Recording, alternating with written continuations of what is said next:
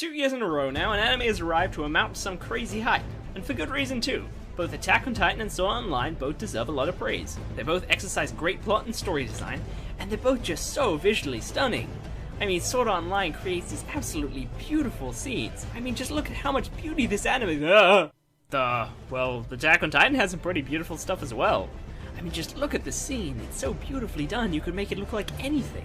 Elegant spring rain, beautiful Christmas snow, flock of flying vaginas. Anyway, let's talk about these two anime. What both these anime have in common is their elements of plot. They both like to shock you with good plot twists, and not to mention frequent character deaths. Now, while both anime have this element of psychological horror, if you will, AOT's genre is mostly based around that one element, but SAO combines that genre with romance.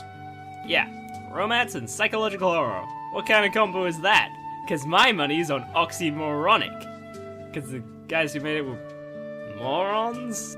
Okay, cannot wait. Moving on! Anyway, you probably already know where I'm going with this video due to the second half of one of these shows, and, well, you know what, when I do these videos, I like to give interesting opinions that are different and unique, and holy fucking nipple nations, what the hell is that?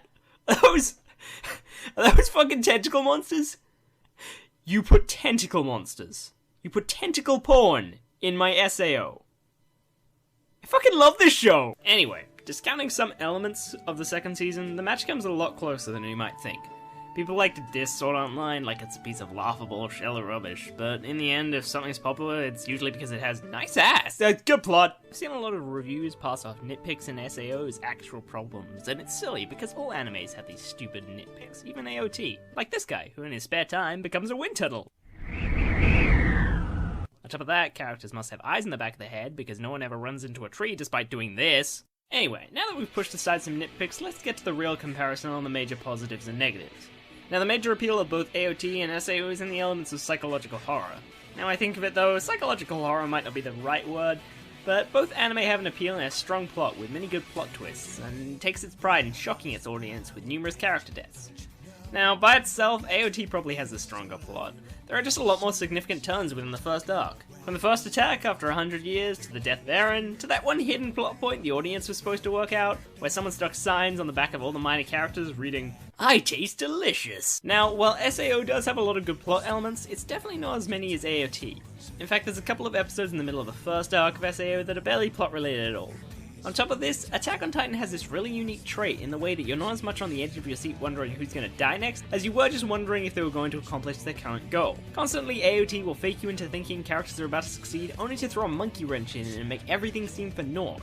It's hell is engaging, but there's this slight downside, and sometimes you come out of an episode feeling that nothing was really achieved. This is especially noticeable in the first female Titan arc, and that one episode where Eren does the whole slapstick routine where he tries to swat a fly in his face. And this definitely isn't helped by some of AOT's bad pacing, but bear with me here. Guess I better run. Get it? Get it? I'm still getting shot for that. Now, while AOT does have some very strong plot elements, it's worth noting that SAO has much stronger characters. See, in Attack on Titan, a lot of the time I found myself losing track of who is who. Maybe it's just me, but I could only ever keep track of the characters when I watched it for a second time. I mean, the only people I had a solid memory of in the first run was Armin, Mikasa, and Eren, because they're of course the main characters. Sasha Blouse, because she has a gorgeously quirky introduction scene that was purely about her. Oh, and also Pixis, because he has a mustache. How does that help me remember him over tons of other characters, most with more development? Well, it's a pretty cool mustache. Anyway, I think characters are weaker in AOT because too much of the dialogue revolved around the Titans, how to kill them, how they affected everything, and so on. Because of this, there wasn't very much time devoted to humanizing the characters and making them seem more endearing. There only seemed to be like 3 scenes to do this throughout the entire show, but I'll show you one of them so you know what I mean about humanizing characters.